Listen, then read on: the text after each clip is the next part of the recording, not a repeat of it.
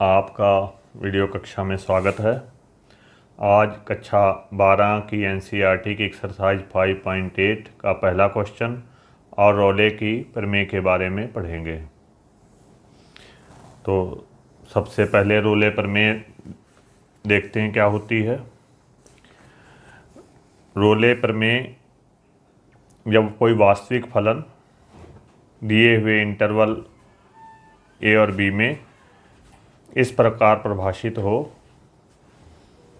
कि f जो ये फंक्शन है फलन हमारा संवृत अंतराल ए बी में सतत हो। पहली कंडीशन ये होती है। दूसरी होती है कि जो फलन है वो विवरंत अंतराल ए बी में अवकलनीय हो। और तीसरी है एफ ए बराबर एफ बी हो।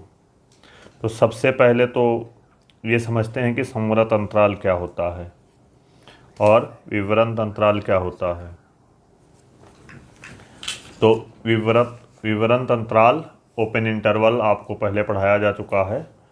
विवरंत ओपन इंटरवल ए और बी में ये छोटे ब्रैकेट लगाए जाते हैं और इसका अर्थ होता है कि ए और बी के बीच की सभी वास्तविक संख्याओं का समुच्चय। मतलब ए और बी को नहीं लिया जाता, इसके बीच की सारी संख्याएं ली जाती हैं। मतलब कोई भी वास्तविक संख्या x is element of R जो ए से बड़ी हो और बी से छोटी हो, ए और बी को नहीं लेना है। तो इसको ओपन इंटरवल या विवरंत अंतराल कहेंगे। और संवृत अंतराल में ए और बी को भी शामिल कर लिया जाता है। विवरंत अंतराल वाली सारी संख्याएं और ए और बी को भी शामिल कर लिया जाता है और इसे इस तरह से लिखा जाता है। ए और बी की सभी वास्तविक संख्याओं का समुच्चय। X is element of R such that a is greater than or equal to x greater than equal to b. मतलब ए और बी को शामिल करते हुए ए और बी के बीच की सभी संख्याओं वास्तविक संख्याओं के समुच्चय को इस तरह से हम क्लोज्ड इंटरवल ए और बी में लिखते हैं। तो यदि कोई फलन इस प्रकार परिभाषित हो कि जो दिए हुए ए और बी जो इंटरवल दिया हुआ है हमें उसमें वो सतत हो, क्लोज्ड इंटरवल में सतत हो, ओपन इंटरवल में अवकलनीय हो और वो फलन की यही मान जो एफ एक्स दिया होता है उसमें एक्स की जगह पर ए रख दें और एक्स की जगह पर बी रख दें तो एफ ए बराबर एफ बी हो। ये तीन कंडीशन पूरी करती हो तो ए और बी जो ये दिए हुए हैं इसमें कम से कम इसके बीच में कोई एक वास्तविक संख्या सी इस प्रकार से अस्तित्व में होगी कि एफ डैश सी का मान 0 आए। अब कुछ हम सबसे पहले महत्वपूर्ण सतत फलनों के बारे में जान लें कि कौन कौन से सतत होते हैं।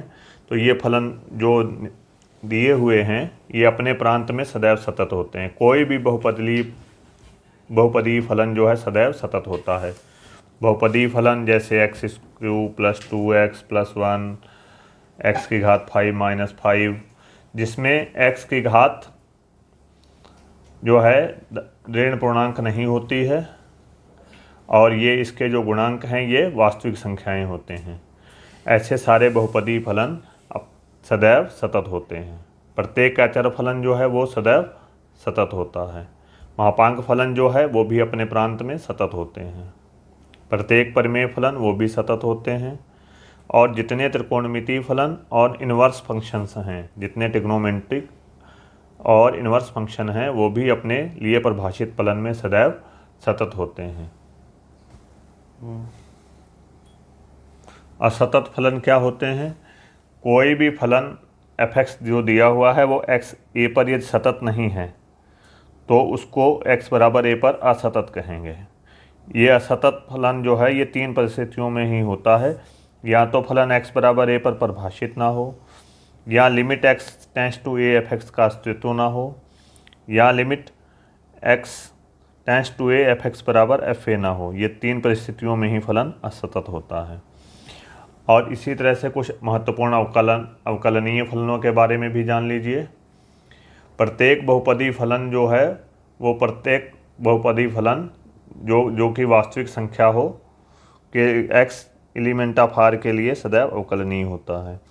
तो बहुपदीय फलन जो है सभी वास्तविक संख्याओं के लिए सतत और अवकलनीय होते हैं। त्रिकोणमितीय तथा प्रतिलोम त्रिकोणमितीय फलन जो हैं वो अपने अपने प्रांत में अवकलनीय होते हैं। ऐसे ही अचर फलन भी प्रत्येक x एलिमेंट ऑफ r के लिए अवकलनीय होते हैं, और जितने लघुकणकीय फलन हैं वो अपने प्रांत के प्रत्येक बिंदु पर अवकलनीय होते हैं। अब इसको और समझने के लिए 5 पॉइंट एक्सरसाइज का पहला क्वेश्चन सॉल्व करते हैं और अच्छे तरीके से समझ में आ जाएगा। इस पहले क्वेश्चन में फलन f(x) बराबर x square plus 2x minus 8 दिया हुआ है, जहाँ पर ये जो x है वो -4 और 2 अंतराल में है के लिए रोले की प्रमेय को सत्यापित करना है। तो इसको लगाते हैं। देखिए, ये जो f(x) दिया हुआ है, जो दिया हुआ है फलन है वो लिख लिया, जिस अंतराल के लिए दिया हुआ है ये लिख लिया। तो हमें 3 कंडीशंस देखनी है। तो ये देखिए, ये बहुपदीय फलन है, ये बहुपदीय फलन है, और ये आपको बता चुके थे पहले ही कि प्रत्येक बहुपदीय फलन जो है वो प्रत्येक किसी भी x जो कि वास्तविक संख्या हो उसके लिए सतत तथा अवकलनीय होता है। तो जो पहली कंडीशन थी, इस अंतराल में -4 और 2 में अंतराल में ये फलन f(x) जो दिया हुआ ये सतत है, बहुपदीय फलन है इसलिए ये सतत है। दूसरी कंडीशन रोले प्रमेय की, f(x) अंतराल इस अंतराल में -4, 2 में ओपन इंटरवल में अवकलनीय है। और तीसरी कंडीशन थी fa बराबर fb, तो मतलब x की जगह पर -4 रखेंगे और फिर x की जगह पर 2 रखेंगे। तो पहले ये फलन लिखा, फिर ये जो हमको -4 दिया हुआ है x की जगह पर -4 लिखा, इसका मान 0 आया। फिर इसी में x बराबर 2 रखा, तो ये भी 0 आ गया। ये दोनों मान f -4 बराबर f बराबर 2 आ गए। तो ये तीनों कंडीशन जो हैं ये रोले प्रमेय की समस्त फलनों को ये फलन इस अंतराल में पूरा कर रहा है। अब हम ये देखेंगे कि इसके बीच में ये जो 2 बिंदु दिए हैं इनके बीच में कोई ऐसा बिंदु है होना चाहिए जिसके लिए f' बराबर 0 हो। अब इसको देखेंगे। तो यहाँ हमको f(x) बराबर ये दिया हुआ है, इसका अवकलन कर लिया। f' बराबर x स्क्वायर का अवकलन 2x, 2x का अवकलन 2। अब x बराबर हमने मान लिया है कि इस अंतराल में कोई एक बिंदु c है जिसका अस्तित्व है, तो इसलिए हमने x बराबर यहाँ c रख दिया, तो f' आ जाएगा। f' को 0 कर देंगे हर एक क्वेश्चन में जिसमें रोले की प्रमेय करना होगा, और c का मान निकालेंगे। और c बराबर ये -1 आया है। अब ये देखेंगे कि ये इस अंतराल के बीच में पड़ता है कि नहीं पड़ता है। तो देखिए, f -1 रखने पर आया ही है c बराबर -1, तो इसलिए f' बराबर ये 0, -1 रखने पर ये 0 आ जाएगा। और -1 जो है -4 और 2 के बीच में भी पड़ता है, अतः रोले की प्रमेय ये सिद्ध हो गई। तो रोले की प्रमेय को सिद्ध करने के लिए ये जो 3 कंडीशंस हैं, पहली, दूसरी, तीसरी, इन तीनों शर्तों को पूरा करना चाहिए। यहाँ जैसे क्वेश्चन में हुआ, सतत होना चाहिए, अवकलनीय होना चाहिए, ये दोनों मान बराबर आने चाहिए।